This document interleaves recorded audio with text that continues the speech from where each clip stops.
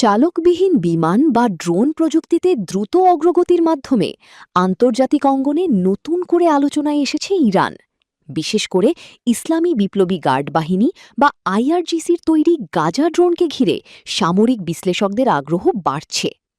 ২০২১ সালের ২১ মে আনুষ্ঠানিকভাবে উন্মোচন করা হয় গাজা ড্রোনকে। এটি মূলত শাহেদ ১৪৯ নামেও পরিচিত। সামরিক বিশ্লেষকদের মতে এর কার্যক্ষমতা বিশ্বের অন্যতম পরিচিত মার্কিন MQ-9 রিপার ড্রোনের কাছাকাছি পৌঁছেছে।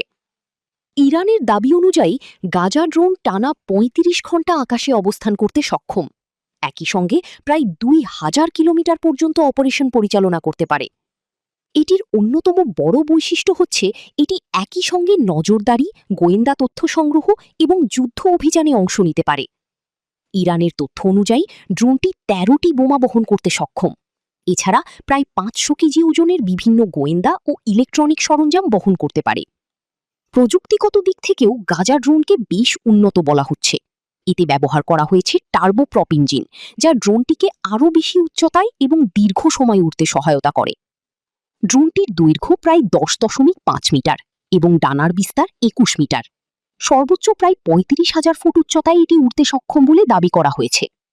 এছাড়া এতে রয়েছে উন্নত camera, thermal imaging system, laser প্রযুক্তি এবং স্যাটেলাইট যোগাযোগ সুবিধা। তবে সামরিক প্রযুক্তি বিষয়ে প্রকাশিত অনেক তথ্যই সংশ্লিষ্ট দেশের সরকারি দাবি বা সামরিক সূত্রের উপর ভিত্তি করে প্রকাশ করা হয়। স্বাধীনভাবে সব সক্ষমতা যাচাই করা সবসময় সম্ভব হয় না।